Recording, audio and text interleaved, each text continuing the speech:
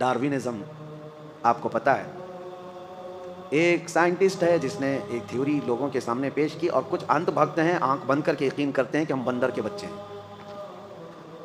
हाँ, तरक्की करते करते अब ये इंसान हो गए, और उस पर उनका ऐसा यकीन है कि पहले जो थे बंदर थे, और बंदर से पैदा हो करके, ये पढ़ा होगा ना अपने साइंस में, तारीख में, हिस्ट्री में कहीं तो पढ़ा होगा, डार्विन का नज़रिया। डार्विन कितने साल पुराना है, लेकिन उसके नज़रिए को आज पूरी दुनिया में फैला दिया गया।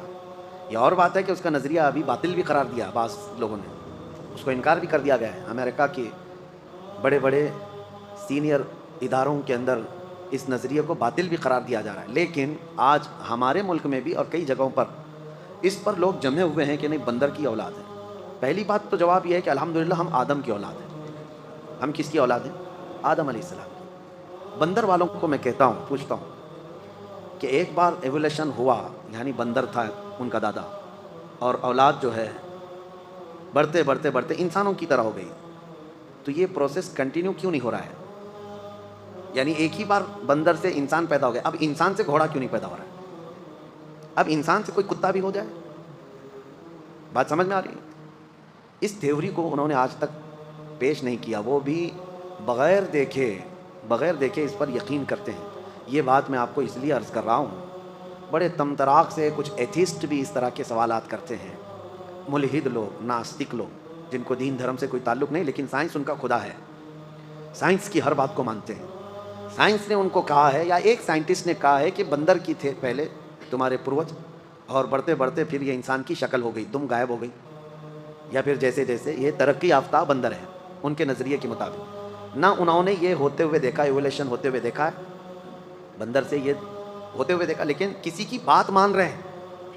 उन जालिमों से मैं ये पूछता हूँ, तुम भी आंख बंद करके एक साइंसदान की बात को मान लेते हो, और फिर हमसे पूछते हो कि जन्नत और दोज़ख कहाँ है और अल्लाह कहाँ है। हमने भी मोहम्मद रसूलुल्लाह की बात आंख बंद करके तस्लीम की। फ़र्क क्या है? हमारे ऊपर वो ये ब्लेम करते हैं कि इन्होंने, मुसलमानों ने कुछ देखा नहीं, जन्नत देखा नहीं, दोज़ख देखा नहीं, लेकिन मान रहे हैं। तुमने कौन से तुम्हारे पूर्वजों को देखा कि बंदर थे? नहीं देखा, लेकिन मान रहे हैं। बहुत सारे नज़रिए ऐसे हैं। अभी आपसे मैं सवाल करता हूँ, दुनिया स्क्वायर है या गोल है? पृथ्वी, ज़मीन गोल है, सब मानते हैं। कौन कौन जाकर देखा है? देखा कोई नहीं है, लेकिन मान रहे हैं। जिन्होंने देखा वो साइंसदान लोग हैं, या उन्होंने सैटेलाइट के ज़रिए से मुशाहिदा किया और दुनिया को ये बताया कि ज़मीन राउंड है, गोल है।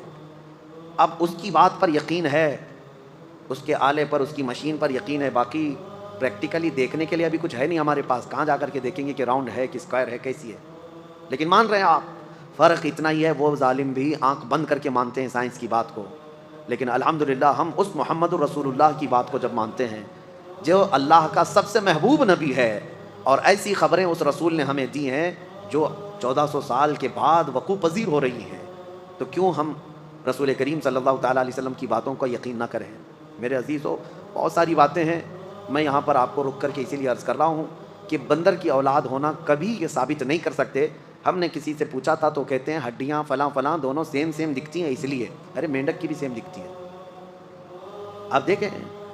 और ऑपरेशन के लिए अक्सर जो प्रैक्टिस के लिए मेडिकल लैब वगैरह में मेंढक को इस्तेमाल किया जाता है, चूहे को इस्तेमाल किया जाता है।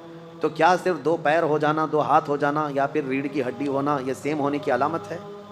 नहीं, बल्कि इंसान ही है, इंसान ही से पैदा हुआ है, और इससे भी इंसान ही पैदा होगा, इससे भी इंसान ही पैदा होगा। आप अगर वो थ्योरी मानते हैं, एवोल्यूशन की थ्योरी, जो कहते हैं कि पहले कुछ था, अभी कुछ और है, और बाद में कुछ और हो जाएगा, इसको हम नहीं मानते। ये इस्लामी नज़रिया नहीं है।